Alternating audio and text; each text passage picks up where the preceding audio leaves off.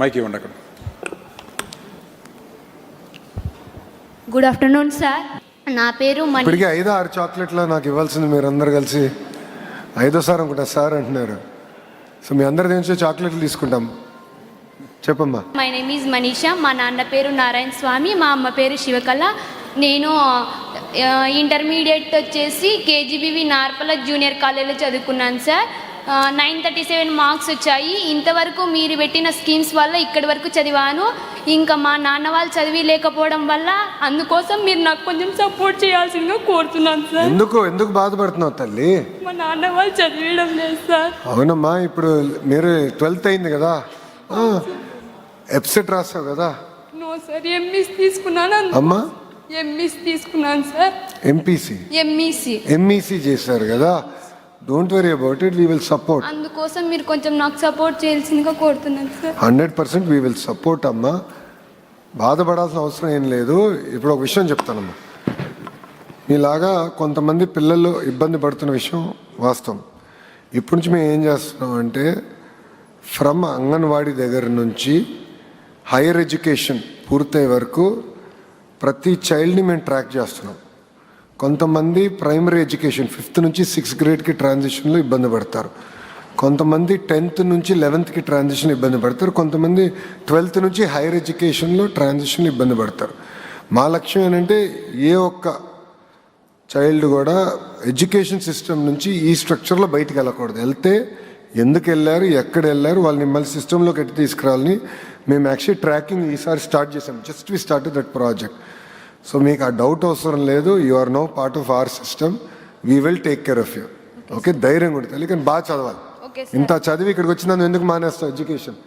మా నాన్న వాళ్ళు చదివి లేకపోవడం వల్ల చాలా ఆప్షన్స్ ఉన్నాయి తల్లి, నువ్వేం కంగారు పడద్దమ్మా. అందుకోసం మీరు నాకు సపోర్ట్ చేయండి.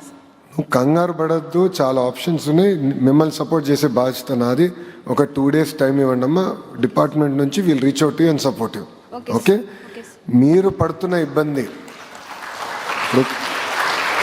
తల్లిదండ్రులు కొంత ఇబ్బందుల్లో ఉన్నారు, దానివల్ల మీరు ఇబ్బందులు ఎదుర్కొంటున్నారు. మీరు ఇంత దూరం వచ్చి నాకు చెప్పుకోగలుగుతున్నారు, నేను సహాయం చేయగలుగుతున్నా.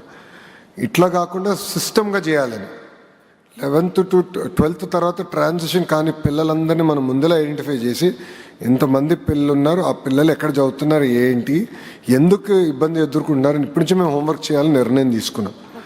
సో మీలాగే ఎవరు ఇబ్బంది పడకూడదు అనేది ప్రభుత్వ లక్ష్యం. మిమ్మల్ని చూసుకునే బాధ్యత నాది. ఓకే, ధైర్యంగా ఉంచాలి. Thank you. Jain. Good afternoon sir, నా పేరు పూంచెట్టి యమున. నేను కాకినాడ జిల్లా పాతకొట్టం జెడ్పీ హై స్కూల్లో చదివాను సార్. సార్ నాకు గార్డెనింగ్ అంటే చాలా ఇష్టం సార్. ఆ హాబీ వల్ల నాకు చదువులో మరింత బాగా అర్థమైంది సార్. మీకు కూడా అలాంటి హాబీ ఏమైనా ఉందా? మీకు ఈ రాజకీయంలో ఉపయోగపడిందా సార్, మీ ఎడ్యుకేషన్ పర్పస్లో? ఎడ్యుకేషన్లో హాబీ అని ఏం పెట్టుకోలేదమ్మా నేను ఎప్పుడు. నాకేనంటే వాస్తవంగా ఇండియన్ ఎడ్యుకేషన్ సిస్టంలో నేను పెద్ద సక్సెస్ అవ్వాల. ఎందుకంటే మన ఎడ్యుకేషన్ సిస్టమ్ ఒక రకంగా టెస్ట్ చేస్తుంది మనని. చదువుకుంది ఎంత బాగా రాస్తాం అనేది టెస్టింగ్ చేస్తుంది.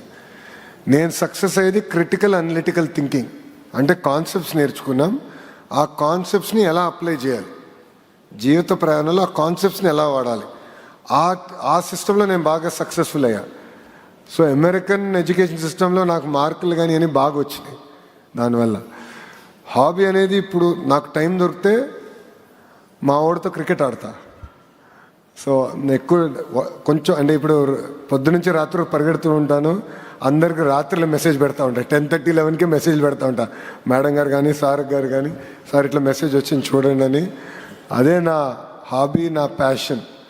సో టైం దొరికినప్పుడు మా వాడితో క్రికెట్ ఆడతా అంతే. థ్యాంక్ యూ అమ్మా.